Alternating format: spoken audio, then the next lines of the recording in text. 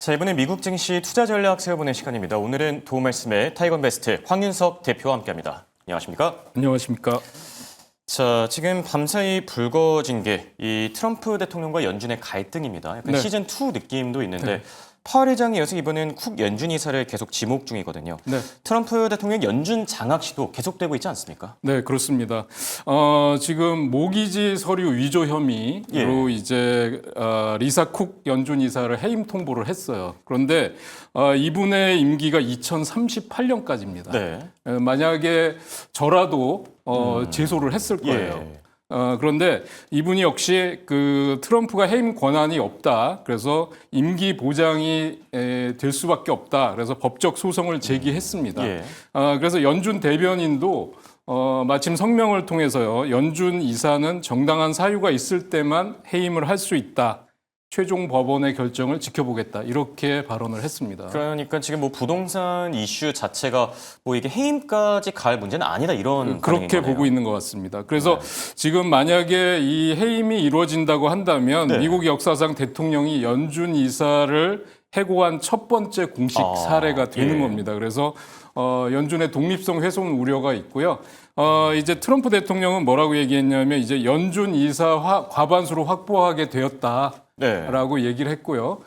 그러면 이제 그 정책 결정에 훨씬 더 수월해졌다라고 얘기를 하고 있습니다. 뭐 정말 대놓고 약간 얘기를 하고 있네요. 트럼프 대통령도. 참 우려할 만한 수준이라고 할 수 네. 있고요.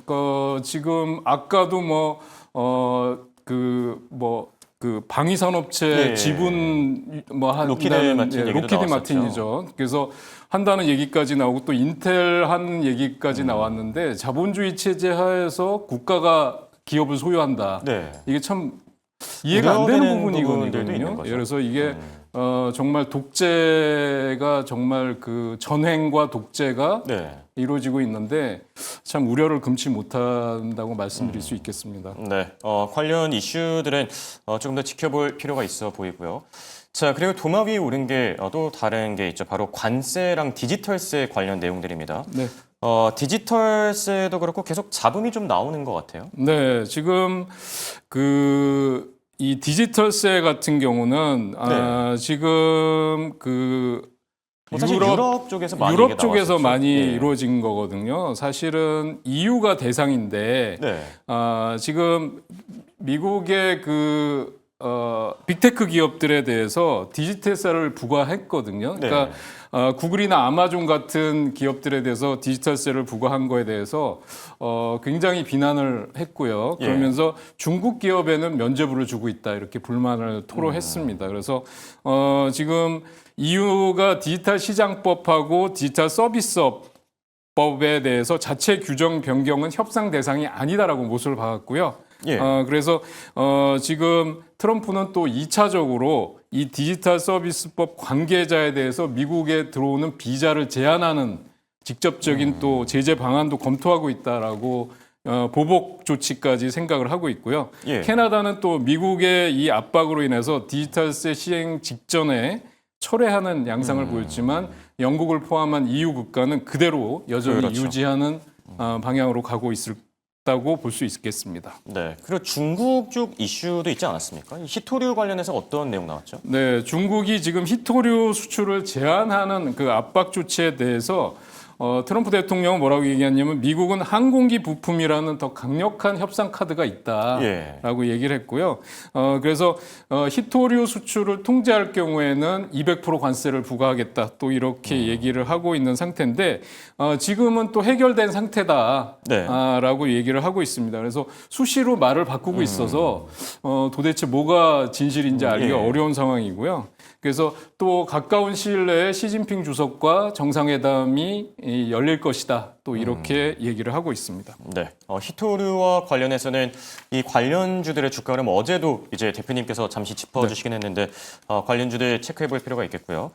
자, 그리고 지금 앞서도 잠시 얘기해 주셨지만 트럼프 행정부의 이 기업 지분 인수 논란이 계속되는 중입니다. 지금 뭐 인텔이어서 이번엔 로키드 마틴이 도마 위에 올랐는데 이 이슈 어떻게 보고 계시죠?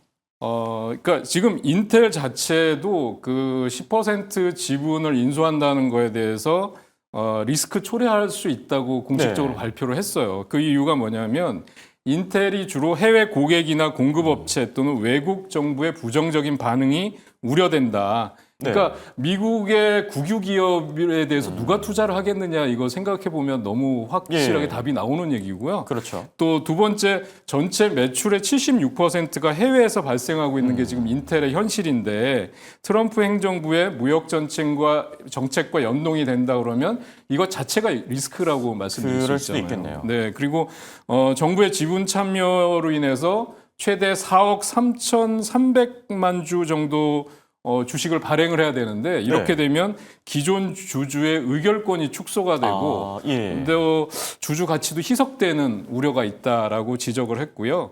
그다음에 이게 가장 중요한 것 같아요. 제가 보면 네 번째인데 향후 이제 정권이 교체되면 트럼프 인기가 끝나고 나면 거래 자체가 무효화될 수 있지 않느냐라는 그럴 수도 거고요. 있겠네요.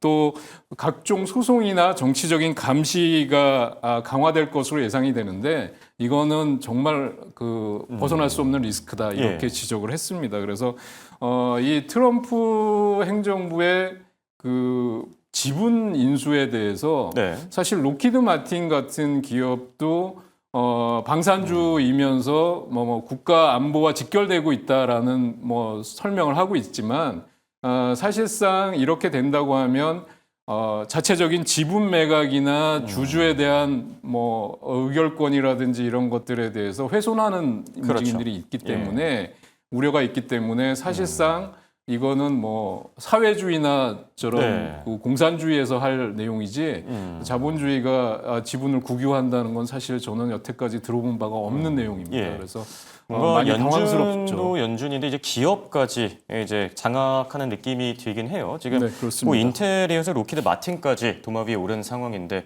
로키드 마틴 오늘 주가 자체는 괜찮긴 했는데 이게 단기적으로는 괜찮아 보일 수는 있겠지만 장기적으로는 대표님께서 누차 얘기해 주신 것처럼 좀 우려되는 부분들도 있지 않을까요? 그렇습니다. 로키드 마틴 같은 경우는 주가의 움직임이 상당히 무거운 주식이에요. 맞죠. 그러니까 고가주이기도 하고요. 그래서 로키드 마틴을 한번 주가 흐름을 말이 나온 김에 한번 보시도록 하죠. 그래서 이게 LMT라고 제가 이제 알고 있는데 한번 차트 모양을 보시면 이 흐름이 그렇게 상당히 탄력적이거나 그런 종목이 아닙니다. 그리고 고가주예요. 455달러 정도 돼 있고요. 지금 저점이 410달러에서 올라오는 중인데 지금 박스권에 갇혀 있는 상황이고요. 이걸 주봉으로 한번 보신다고 하면 역시 주봉상으로도 지금 바닥권에서 올라오는 움직임을 하고 있는 상황입니다. 그래서 지금 트럼프 행정부의 지분 인수가 주가에 그렇게 큰 도움이 되지는 않을 걸로 보고 있고요. 인텔 같은 경우도 처음에 지분 인수를 한다 그럴 때는 상승을 했었지만요. 지금은 20달러에서 24달러에서 하락하거나 박스권에 있는 움직임을 보이고 있습니다. 그래서 오늘도 빠졌더라고요. 네, 하락하고 있습니다. 그래서 이게 사실은 매각이나 또는 뭐라 그러죠? 지분을 매각하거나 아니면 주가를 기업을 정상화하는 데 있어서 국유 지분을 정부가 갖고 있다는 것은 사실상 큰 리스크가 될 수 있다고 말씀드릴 수 있겠습니다. 네, 관련 조언들 투자 전략 세우실 때 참고해 보시면 좋을 듯 하고요. 자, 그리고 지금 월가에서 증시 전망 자체를 어떻게 보고 있는지도 궁금한데 어떤 얘기들 나오고 있죠? 지금 사실은 월가에서 보고 있는 경우는 지금 이제 모건 스탠리 같은 경우는 파월 의장의 잭슨홀 연설이 인플레보다 고용 시장의 위험을 더 의식하는 방향으로 전환이 됐다 이렇게 얘기했고요. 그래서 원래 모건 스탠리는 내년 3월에 처음으로 금리를 인하할 거다 이렇게 전망을 했었어요. 상당히 좀 보수적인 전망을 갖고 있어요. 네, 그런데 변화가 있나요? 올해 9월하고 12월 25bp씩 인하할 가능성이 높다 이렇게 방향 전환을 좀 했습니다. 그리고 바클레이스나 BNP 파리바, 도이체방크 같은 글로벌 투자은행도 9월달 인하 가능성에 동참을 했고요. 그럼에도 불구하고 뱅크 오브 아메리카는 올해 금리 인하는 없다 하는 전망을 그대로 유지하고 있다 이렇게 말씀드릴 수 있겠습니다. 네, 이 투자은행별로도 확실히 금리 인하와 관련해서는 전망이 좀 많이 엇갈리고 있는 듯한 모습이고요. 자, 이번엔 빅테크 기업들의 얘기도 한번 들어볼까 하는데 애플은 어떤 이슈가 있었죠? 네, 지금 애플은 이제 9월 9일 날 애플 파크에서 스티브 잡스 극장이라는 곳에서 예. 애플 아이폰 신제품을 공개할 예정이다 이렇게. 아이폰 17 네, 건가요? 그렇습니다. 예. 그래서 아이패드 에어, 뭐 그다음에 맥북 에어 라인에 이어서 아이폰 에어로 명명된 최신 아이폰의 슬림 버전도 이제 공개할 예정이다 예. 이렇게 알려지고 있고요. 그다음에 애플 워치, 아이패드 프로, 그다음에 비전 프로 헤드셋 이런 웨어러블 기기 예. 같은 경우도 같이 이제 공개할 예정으로 보여집니다. 그런데 애플이 이렇게 서둘러서 이 신제품을 공개하는 이유에는 제가 예. 보기에는 그 생산 거점이 주로 중국과 인도를 있었는데 트럼프 정부에서 미국산 수입품에 대해서 관세를 부과하는 것 때문에 그렇죠. 서둘러서 공개를 하는 게 아닌가 싶고요. 그럴 수도 있겠네요. 뱅크 오브 아메리카 쪽에서는 이 아이폰 17 시리즈가 공개가 주가에 그렇게 큰 도움이 되지 못할 것이다라는 분석을 내놓고 있습니다. 그래서 이제 아이폰 17이 그 두께는 굉장히 얇아질 걸로 예. 예상이 되는데요. 그럼에도 불구하고 소비자 입장에서 보면 이 두께의 중요성은 전에보다 떨어졌기 때문에 사실 그 밖의 성능이나 이런 걸로 보강을 해야 되는데 예.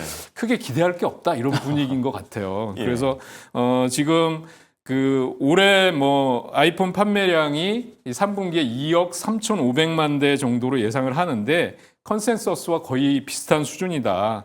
그래서 목표가는 250달러에서 지금 240달러까지 투자은행들이 제시를 하고 있습니다. 그래서 예. 지금 보시면 오늘 마감 주가는 229달러였는데요. 지금 보시면 위아래로 길게 꼬리가 달려 있는 게 보이는데 예, 이게 그렇네요. 사실은 장 마감할 때는 이렇지 않았는데 애프터 마켓에서 보면 한 주가 거래돼도 이렇게 259달러를 찍거든요. 아. 예, 그래서 큰 의미 지금 부여를 할 필요가 예, 없겠네요. 그렇습니다. 그래서 이게 애프터 마켓이 반영된 흐름이다 이렇게 보셔야 될 것 같고요. 네. 지금 주봉상으로 보더라도 240달러와 250달러를 돌파하기는 쉽지 않아 보입니다. 그래서 지금 구간에서 지금 240달러 목표로 들어가기에는 10% 수익을 보기 위해서 들어가는 건데 예. 저는 뭐 그렇게 크게 의미가 없다고 생각을 하고요. 네. 보유하고 계신 분들은 이제 이 애플 17 시리즈가 이제 공개가 되면 차익 실현을 하는 쪽으로 방향을 잡는 게 좋지 않을까 보고 있습니다. 네. 이번 신제품 행사가 어떻게 뭐 강력한 상승 트리거가 되기는 좀 어려울 수 있다. 이렇게 진단해 주셨고요. 자, 그리고 밤사이 일라일릴리가 주가가 큰 폭으로 급등했는데 임상 실험과 관련해서 뭐 좋은 결과가 나왔나요? 네, 그렇습니다. 경구용 비만 치료제 오르포글리포론이라고 하는 이 약이 예. 이제 임상 3상을 사실 통과했어요. 예. 두 번째 주요 임상 심사에서 제2형 당뇨병을 동반한 비만 환자들한테 10.5%의 체중 감량 효과를 보였습니다. 그리고 이제 FDA 승인이 임박한 게 아니냐 이렇게 보여지면서 주가가 강한 흐름을 보여줬는데요. 이제 그 72주간에 걸쳐서 평균 10.5% 체중 감량 효과를 보였는데 투약 중단을 했을 경우에도 평균 9.6%의 체중 예. 감량을 보였다라는 거고요. 그다음에 이 그동안의 당뇨 비만 치료제가 이 주사제 형태였는데 이제 경구용이니까 먹는 비만 예, 그렇죠. 치료제가 예. 되는 거거든요. 그래서 훨씬 투약이 용이해졌다라는 측면에서 보는 거고요. 그다음에 노보노디스크와 달리 식이요법상의 제한도 없다라는 예. 점을 강조를 하고 있습니다. 그리고 노보노디스크보다는 또 저렴한 가격으로 판매가 될 수도 있다라는 얘기를 하고 있는데요. 그래서 일라이릴리 주가를 한번 보시면 이 무거운 주식이 하루에 5.49%가 급등하는 모습을 보여줬습니다. 그래서 여기 보시면 아래 꼬리가 길게 달려있는 양봉이 나왔는데요.